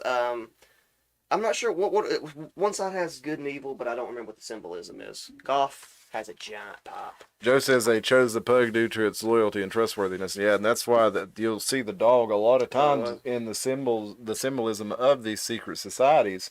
A lot of them use the dog And that's why, because part of being in the secret society is being loyal to your brothers, not revealing the secret. And in fact, their martyr, Hiram Abif, that's the Masonic martyr who I referred to earlier, he was basically threatened with his life if he didn't give over the secrets to enter the lodge, and he said, no, y'all have to kill me. Then they killed him, and that's why they revere him so much, and they revere that loyalty. And again, that's the reason the dog was chosen, and the pug in particular.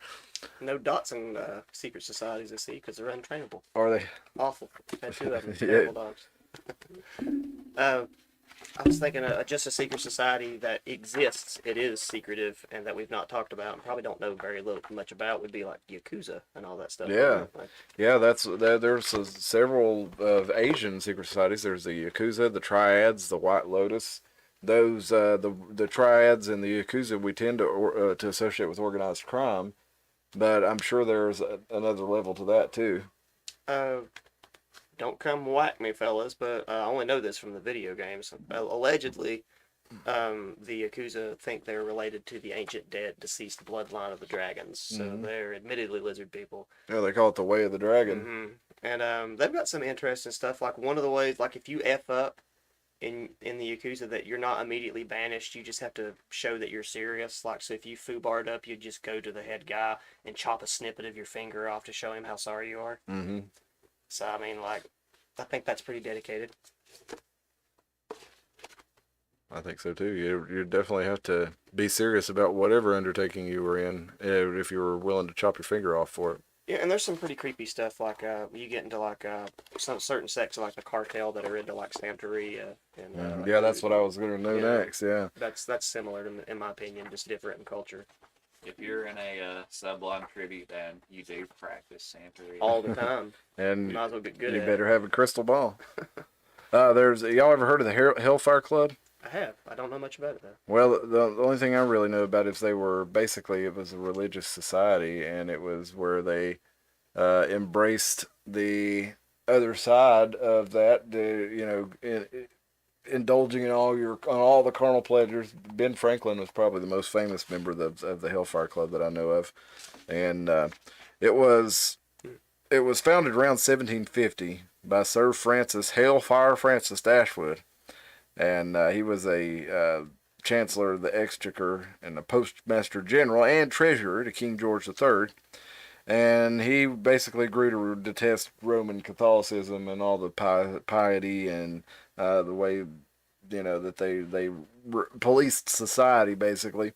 And they did love the ancient architecture and the ancient mythologies that were hidden within it. So he became a Mason.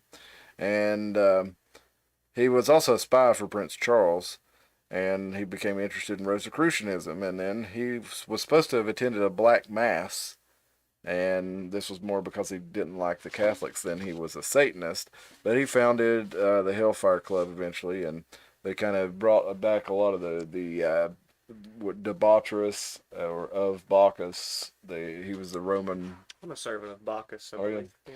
Yeah, well, he was the god of wine and drinking, I believe, wasn't he? It's pre-Dionysus, I'm pretty sure. Yeah, well, his basically Dionysus was the Roman version of Bacchus, I believe, or one way or the other. I don't remember. I just got to think about that probably like 2 weeks ago about like literally what gods do people serve. Literally what do you serve? And it's like I'm in wineries all the time. It would have to be Bacchus. Yeah. By default. Yeah. Refocus this camera here. Goth's a little He's blurry. using his goth magic. He just wanted to be unfocused for me. He's like, leave me alone, fellas. I need to zone out for a minute. Yeah, you're a little blurry there. Is he even really there? Maybe he's AI creation. He's a gothogram. Doppelgram, yes. Hologoth. My refresh rate's different. But they did a lot of things like again, they used the yew tree and planted near the outside of the temple or outside of their cave, which was their temple, and they would go in there and have drunken orgies and stuff like this. And I'm sure there's a whole lot. It's a Dionysian cult rather than a satanic one. It says here they would do. A lot of people would think it was satanic based on the imagery of it, but a lot of those people, that was all they knew. They didn't know who Dionysus or Bacchus was, and again, they were kind of the predecessor to the Bohemian Club.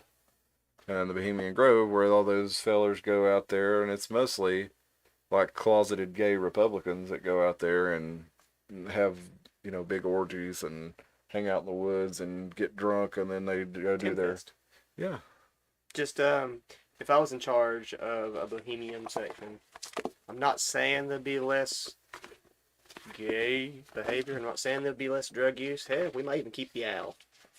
Al Gore's not going to be the keynote speaker. Yes, Yeah, I do like an owl, but I'm thinking of replacing the owl with a giant pink cat. You know what's up. Yeah, I do know. And then we'd sacrifice some pigeons to a pagan god. Named Jamal. Let's see if I can get this. What? See if we could get a little bit of the clip of the cremation of care ceremony. Let's see I'm if thinking the god's name should be Urushiol. It's the active ingredient. I'd just like to Reason find. This is all with commentary on it. I don't Hey. want commentary. I want the actual. Gets under your skin. You want to hear Al Gore screaming? Big on dog care.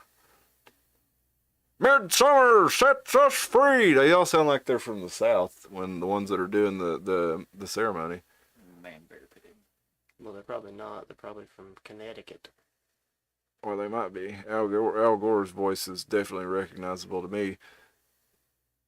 And looks like there's not a lot on there. But we've talked about the Bohemian Illuminati before, the Bavarian Illuminati. I guess what I wanted to get down to is these guys started, the secret society started with philosophy and basically hiding from religion and stuff like that. And they ended up morphing into, there was the brotherhood aspect, there was the, keeping the trade secret, and eventually they became means of political infiltration. Basically, the Masonic order was a big part of the United States being formed and setting up away from England, and even a lot of people say that it was within the Masonic order that the Bavarian Illuminati manipulated things in order to set up the United States of America, because it ends up following all their ideals, basically a secular nation that would, have a separation of church and state where, where they came from in Europe, the church was basically the most powerful thing. Everybody bowed to even the kings bowed to the power of the church. And we talked about the Knights Templar a little bit earlier, but that's one of the reasons that's why we have Friday the 13th. Friday the 13th in October of 1307, the King of France and the Pope got together and they decided that the Knights Templar were too powerful.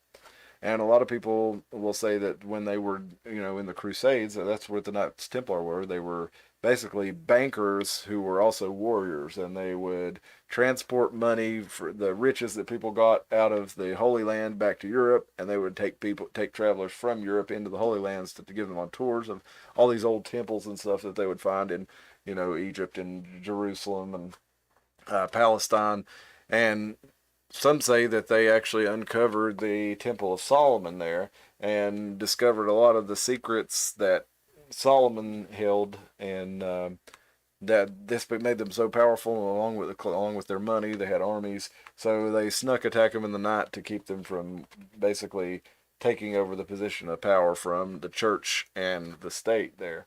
And a lot of people think that the Rosicrucian Society and the Freemason Society are the Masons who survived that, or the Mason Society, the Freemasons and the Rosicrucian Society are where that basically branched off and went underground. The people who survived the Friday the 13th, and that's where we get the idea that Friday the 13th is, this awful unlucky day. Jacques de Molay, he was the leader of the what are they called? The Knights Templar at the time, and you even have the Masonic order. Their kids group is called the de Molays, and it's named after Jacques de Molay. So they like those martyrs. They like people who keep their secrets even when they're tortured to death. That means a lot to them, and that's one of the reasons I guess the pug and the dog was sacred for the other society, is because that loyalty means a lot for them, because they say they don't want these secrets corrupted. They don't want just anybody talking about their secrets, because they could be messed up and misinterpreted. So they want people who definitely understand it to be initiated into it, and they also they think it's casting pearls before swine, basically, that the profane are not ready to understand it, and that the enlightened among us need to have access to this information in order to manipulate the less enlightened among us to keep the masses from killing all of us nerds who, actually question things and understand things. That's their idea. And you can kind of see the wisdom in it if you're going to be talking about things like, remember, they were ready to kill people who said the sun was at the center of the earth and the earth revolved around the sun. They people got imprisoned for stuff like that, and so you can see why scientists and philosophers of days of old would want to have secret societies where they made sure that everybody that was learning this stuff was on their side, that was not going to turn them over to the crown. And they also wanted to make sure that everybody that was initiated in was capable of actually understanding the information and not just saying, oh, that's the devil, turn them into the church and off with their heads, boil them in their own pudding. So I can see why secret societies were good for people, musicians and philosophers and architects and people who had a craft that, on the surface level was far more complicated than it seemed, and not wanting to give that information over to other people, and for them to exploit it, and then two, for not wanting to get yourself killed because you were sitting, outside the mainstream and doing something that goes against the rest of society. Well, eventually, though, those lodges were used to move political power, and you've ended up with the founding of the United States. And a lot of people say that the modern world is controlled by these secret societies, and I think there's a lot of truth to that when we see stuff like the Bohemian Club, the Skull and Bones, the Scroll and Key, all these political secret societies from the 18th, 19th, 20th century have really a lot of their ideals have come into place. And one of the main things that you see from Albert Pike, one of the most famous Freemasons of all time, is the order and chaos. And we see that all the time now. I think that there's a case to be made that a lot of these secret societies work together to manipulate society and to create this chaos that allows them to seize power in order to give people the order that they crave, because they know people don't like a chaotic society. They like their mail to come on time. They like to be able to go to the store and get stuff. So whenever you threaten their ability to live like normal with chaos, whether it be war, famine, uprisings, riots, whatever it is, that gives them the perfect opportunity to set in and make societal changes in order to make things the way they want it. And one of the ways that America was the symbol was the eagle, and the eagle can often be representative of the phoenix, which rises from its own ashes. So I'm of the opinion that a lot of these secret societies had the plan that America was always meant to be destroyed so it could rise from its ashes, the new Atlantis that they have been trying to create for aeons. And I think part of that is, like I said, destroying the America that is, so that their new Atlantis, and if they want it to be a worldwide society, can arise from the ashes of it. And I think that's one of the reasons that a lot of these political secret societies have existed, and that's a lot of the reason they're pulling a lot of the strings that they're doing. And that's why a lot of things on the worldwide, the world scale, never settle down, because this chaos always gives them an excuse to be molding things more to their favor. Now, is there always going to be conflict between people? Yeah, and time after time that these people go into an area, create a conflict that they will then resolve. And now they're doing it. They've done it twice on a worldwide scale with both of the worldwide wars. Those are bankers' wars started by secret societies. The Black Hand, the Serbian secret society that killed Archduke Franz Ferdinand, that kicked off the events of World War One, at least in the history book anyway. But secret societies were involved with that. And you have the Nazi, I guess you call them a secret society within the Nazi Party that basically kicked off the events of World War II, but then it's all part of a larger group. They all met with one another. Hitler met with the King of England and the Vichy French. They all got together before all this happened and while it was happening, and they implemented measures that would allow them to move society in the direction that they chose. And I think it's happening all over again. And I think a lot of the people that are involved in world events are colluding, if you will, together in order to push the world in the direction that they choose. So I think societies, bring it to a close, my opinion on it, I think secret societies have been a good thing. They've served good purposes, and they've also, just like so many other things, they can be used for evil if they're misused. or the wrong people get their hands JFK on them. didn't like 'em. Nope.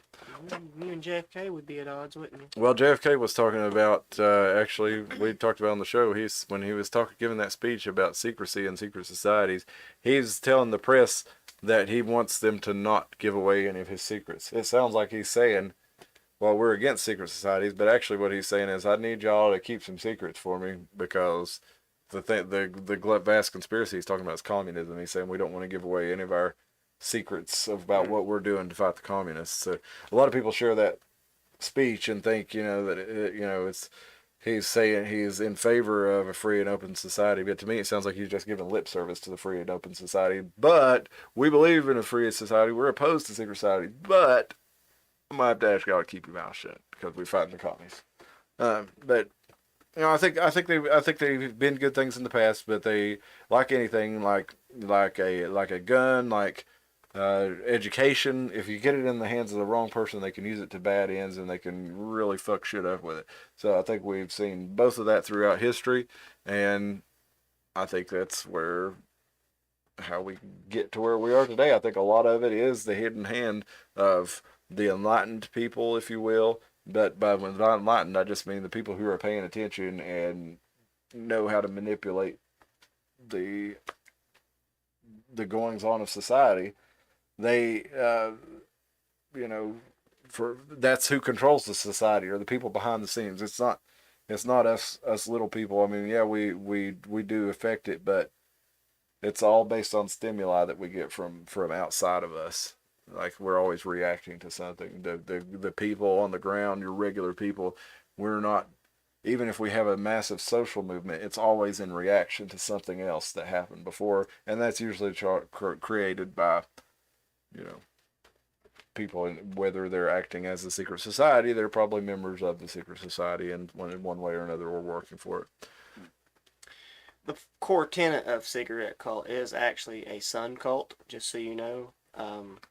You don't have to believe this, but it is sun worship at its very core, because as above, so below, we recognize that we are created in God's image. And so when you look up at the great ball of fire in the sky that you shouldn't stare at, you will go blind. That's just the giant tip of God's cigarette ash. And you should look up and say, that's the God cherry.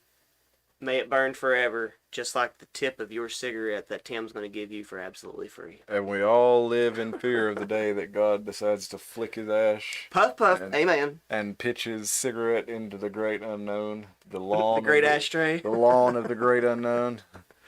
To the day that's the earth is. The earth is flat because it's a giant ashtray. And one day God will set us out. It's ashtray earth, baby. That's gonna be one of the final steps to the enlightenment in the cigarette cult. This is ashtray earth. Well, I do think they one of the things that they hid in the secret societies. A lot of these, yeah, exactly. Crater Earth is like where you put your cigarette out. But a lot of the secret societies, they had what appears to me, in reading some of these books about it and looking at some of their artwork, I believe that they did have knowledge from a previous civilization. That's part of it too. I think that this technological civilization that existed before us, that we've talked about in so many episodes, or that we think that did, maybe including giants, they had knowledge of things like that there were other planets in the solar system. These secret societies, the stories. Okay, why do the stories of the gods, where their planets? Why are there more than, they could only see 5 planets back in, but there's stories for, there's 9 different gods in these stories that represent the planets. Well, that's what I'm saying. They had some way of knowing that they were there before. We didn't discover Uranus and Neptune until like the 17 and 1800s. And I think Uranus you can barely see without a telescope, but it's so far away that its motion, you'd have to be watching it for a long time to be able to even notice that it's moving. I mean, years and years and years, and you probably have to have somebody else's records, and it's so faint that most people are not even going to see it. So you'd have to be, in order to discover it with the naked eye, you'd have to map the stars where it is, night after night for year after year after year, in order to even detect a faint movement. So, and then Neptune was discovered by the movement of it. Yeah, imagine what was lost at the Library of Alexandria. Yeah, that's there's a lot of people that say we lost a lot of knowledge, and I've also that's it's kind of a common way for people to think about it. From what I've read, though, this now it's not that there wasn't anything lost at Library of Alexandria, but there were great libraries of the world also, and they were in communication with the Library of Alexandria. So a lot of the things that were in the Library of Alexandria would have been in other libraries throughout the ancient world. Now I'm sure we did lose a lot of knowledge in it, and it's Hopefully some of that good knowledge got checked out. yeah, I forget who was the yeah, I think some of it probably did. What if it was just mostly black pasta recipes? What was I reading about who was yeah It was just mostly different recipes. what Egyptian food? What was it? Who was I reading was over that? I was just reading about the Library of Who owns Alexandria. the Library of Alexandria? Yeah. Alexander. That's where the origins of the pastafari is. Look at that dude with the snake squiggle legs, man. That's a crazy picture. Abraxas. Story time at school. See if I can find this about the Library of Alexandria real quick, because I just read about it earlier, about the Serapis, and there we go. It's not a different room spill. I don't know what he did, but he did say. All I do is I walk in and I sit down. I think he moved the table. What did y'all Table's do? catty cornered. Yeah. It's not, Okay. it's not 90 degrees to the wall. I think like we were it was. that way or something. We were. I just kind We're about a 45-degree angle counterclockwise to what we were. It's somebody you would know, is the somebody's name you would recognize, is I didn't know that. the My guy who friends do ran such the cool Library of stuff. Alexandria. I wasn't aware of it. Look at that guy stepping on a crocodile. Yeah, that's the Alexandrian Serapis. Oh, That's Crocodile Dundee's great. That's a whole other thing. great-great-great-great-grandfather. I'd have to read you these whole 2 pages here to understand that. But I'm just Steve trying to find who's the librarian. Erwinicus or something. It's Steve Erwinicus. I'll just put it on top of that dragon. Man, ain't that wild? That dude laid on all those freaking crocodiles and stuff and got taken out by a stupid fish. Yeah, stupid stingray that never kills anybody. He, got him right in the heart. Crazy. Did it? Be assassinated. I wish I could control F on this page here. What would Control F do? I'm computer illiterate. I would be able to Find. find. I Oh, would see, find all the shortcuts words are free. Alexandria here, and I could tell you exactly Search the who text for the words that you who type. was in charge of the Library of You know, Alexandria. the giggle's right there on your computer. You Google it. Unless you don't want to cheat.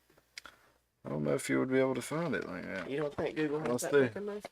Not like no, they don't like this. You can find a PDF of it on That the, thinks he has the you only can find the one of those PDF books. on the CIA website, but it doesn't have the picture. You know why it's on the CIA website? Because it That book was right there. yeah, No, it's why is it on the CIA website? because they found it in Osama bin Laden's bedroom in the compound in Abbottabad. Was it under 15 pounds of nachos? I don't know. Apparently Let's he was see, obsessed who? with like American snack foods after when he was in prison, like he would just eat nothing but Cheetos and stuff. I guess when your time has come, I think it was you gotta dead. let your waistline go, I guess. You're gonna start eating nachos and whatever they'll give you. What kind of a name's that? Sidus. Okay. I guess it wasn't somebody you'd recognize. Ptolemy VIII appointed a No, man named that's Sidus No, I wouldn't recognize as that. head library. Is that what you were thinking it was? That was No, that's not who I was thinking it was. I don't remember. It would Is be. it Thoth? No. No, that's a legend. But yeah, it was one of the largest libraries in the world, and we probably did lose a bit of knowledge, quite a bit of knowledge, but probably not like we all think, according to some stuff that I read. But it had been, that was another thing, it had been declining for several centuries before it actually burned. And Ancient internet theory. yeah, Well, I think there is a Chinese version. Well, maybe it's Japanese. I don't know. It's Asian version of this same myth because they have a version of an episode on Avatar: The Last Airbender. 2 references in one episode. What's up with that? There's a giant ancient museum that's collected all of human knowledge in the center of it. and a giant owl takes care of it, and foxes bring him information. So it was partially burned accidentally by Julius Caesar during his civil war in 48 BC, but it's unclear how much was actually destroyed. It seems to have either survived or been rebuilt shortly after. The geographer Strabo mentions having visited the Mosion in 20 BC, and the prodigious scholarly output of Didymus Chalcintris in Alexandria from this period indicates that he had access to at least some of the library's resources. And it did dwindle. Like I said, it had dwindled for years before that, centuries. So a lot of the knowledge that was in it was spread out to the other libraries of the world. What if this is like a 9/11? It could have been. What if this is such a remembered event because what actually happened was they torched a section of their library so they could sneak a bunch of information out and keep it to themselves? Yeah, could have been. Apparently, there was a long tradition of libraries in both Greece and the Near East, and there was. God, I'm paranoid. I mean, you have to be paranoid. Have you seen the world we live in? Have you Making up conspiracies about ancient Greece? Well, I mean, just think about how fake the news is today. Grease fire. Yes, it was. Ancient Greece fire. Just think about how fake the news is today, and think about that the history we have is based on the news that was written thousands of years ago. So, I mean, we have conflicting reports on basically historians try to piece those together and try to see what makes sense and what doesn't, use logic to try to sort it out. But like today, you know, you've got all kinds of different conflicting reports, and it's hard to tell what the truth is. And so, yeah, I'm sure there was, you know, cover-ups and conspiracies throughout history. They say history is written by the victors, and it is, but a lot of times we have... And it's captured in art made by turtles. Spill says, hey, truth is in the cartoons. Yeah, you're right about that. You were right about that. I think... A whole episode on that. Can you imagine the societies from a couple hundred years ago, like looking at South Park from our age? I mean, think how much truth is in an episode of South Park, even with all the nonsense in it. That just as far as the nature of human beings and the nature of our society is pretty spot on. All right, well, we're getting kind of late, so let's finish up. I want to tell you about Jesse Duncan. We like to talk about something local in every episode. We've been waiting to the end of the episode to do it because most of our audience is not local. Some of them are. But I do want to tell you a little bit about the place that we live. Local when you join my cigarette cult, won't you? That's all right. Well, Sean, he'll be coming down here to Fentress County there and join the chicken cult. I hope you're out there, Sean. Hope to see you soon. We can, yeah, get you down here and make you a volunteer stater. Well, this is the Jesse Duncan's grave. It's over in North Johnson City and Boones Creek. All roads lead to Jesse Duncan's grave, the grave of the first dead white man in Tennessee. Unlucky Jesse gained his post-mortem fame in 1765 when he strayed too far from a scouting party and was scalped by Indians. The first white man that died in Tennessee, killed by the Indians, it says on his formerly lonely tombstone.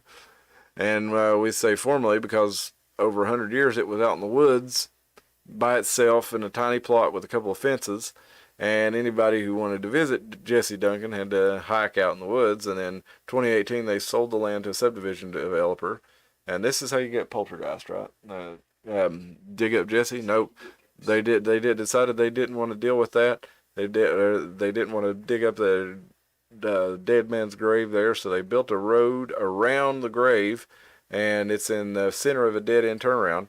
And they put a modern marker on the ground next to it. But you can see a sign if you go up. Here's a picture of Jesse's tombstone. Is he the first first white man that died in Tennessee, killed by the Indians? Okay. Yeah, the first one killed by the Indians. Gotcha. Killed by the Indians about 1765, and there's another sign somewhere that says, there was a record of it, in the book, and it said he was killed by them Indians he'd been seeing, because apparently Jesse had been telling people that he saw the Indians, and they were like, "What? You know, what are you talking about, Jesse?" And he said, "I'm telling you, I saw these Indians out there." That's funny. This actually mentions poltergeist. It says the former burial spot, however, is outside the turnaround and the plot apparently intended for a future house. And anyone who's watched the original Poltergeist knows that subdivision developers moving tombstones and ancestral remains are a rare breed. Jesse Duncan didn't realize it. He died so that future settlers would have the freedom to move his tombstone into a traffic circle and make his grave much easier to visit, says Roadside America. So, let me show you his marker here.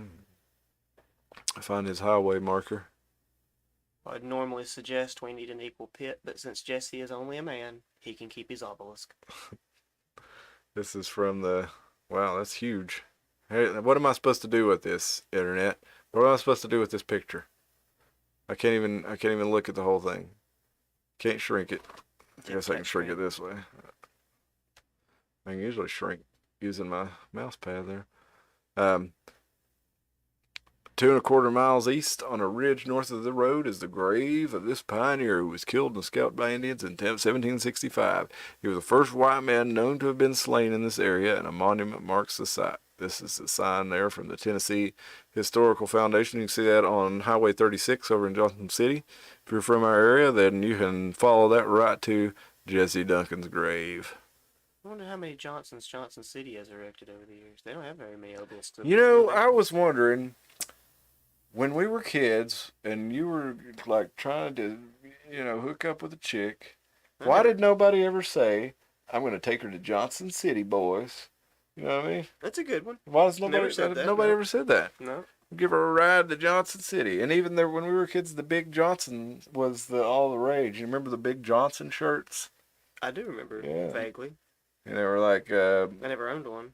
yeah, I wonder if we can pull one of those up here. A Big Johnson shirt. The one that was popular in my 8th grade year was No Fear. Yeah, And I remember one those. of those shirts either. I had I was a one. poor kid. I wanted one so bad. Those and stupid things were so expensive for just a printed tee that said No Fear on it. It always said something really stupid like, I think one of the ones that a guy had sit right in front of me had one that said, "He who dies with the most toys wins." No Yeah. fear. And I was like, I don't know.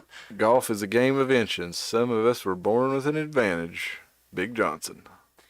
Yeah, I do remember those, but I remember all the the graduated dads were wearing those. Yeah. And, Oh, I just remember they were in. We had do you remember the little catalog things you never knew existed? yes. They had Big Johnson shirts and that, and they would have all kinds of cool stuff that I wanted when I would read those tees or those catalogs. But I would always like to laugh at the Big Johnson tees that they had in there. And this one I remember seeing. Kids' dads would wear these, like you said. Kids' dads would wear these to like baseball games and stuff. And this one I remember was the one that was most memorable to me. Liquor up front, poker in the rear. Big Johnson's Bar and Casino. I do remember seeing that. I had a shirt. I don't remember where I got it. But it was a Bourbon Street shirt. I just wore whatever my brothers gave me after they couldn't wear it anymore. Here's another shirt. Oh, cool. This shirt has like a tiki mask on it. This is cool. And the imprint of the mask has almost like a velvety touch to it that I enjoy. So I loved wearing that shirt. And I was a churchy kid. This mortified me at the time. I think I was like 6th grade or something. I was walking up the hallway and I didn't notice it. But all around the outside of the tiki mask, what was actually making up the border, it just said drink, fall down, get up over and over again. Bourbon Street. Yeah. And one of the kids came by, Rat. Remember Rat by chance? Uh-huh. He was like, that's a funny as hell shirt, man. You drink, fall down, get up. And I was so mortified that I turned my shirt around inside out and wore it inside out the rest of the day because I was promoting drinking. Big Johnson Lawn Care. It's easy to trim a little bush when you're packing a Big Johnson. And I've forgotten about these, if I'm being honest. I wonder what I wonder what the symbolism in here. Not so subtle, is it? They don't make you wonder like the secret societies do. The Masons are a little more guarded with their secrets. Big Johnson lets you know exactly what they're thinking. Why would the thing I definitely remember about this? I get the dude being a nerdy, wormy dude. Yeah. Why did all the women have his face? It's like they'd have this like voluptuous, overly curved, animated body, and then they have like that face. All the women have his face. It's like they went out of the way to make sure the women didn't have good faces either. Look at this Maybe guy. he gets around. He's jealous of his Big Johnson. What is it, a vacuum? Leaf blower, I guess. Oh, a leaf blower. You need to have you a custom one made. put you in like a pest control wand over your shoulder. I kill all the bugs. Yeah. Big Big Johnson's Johnson's lawn Pest care. Control. Johnson's Pest Control. Okay, that's your merch. Yeah. I'll think of one for the next show. Yeah.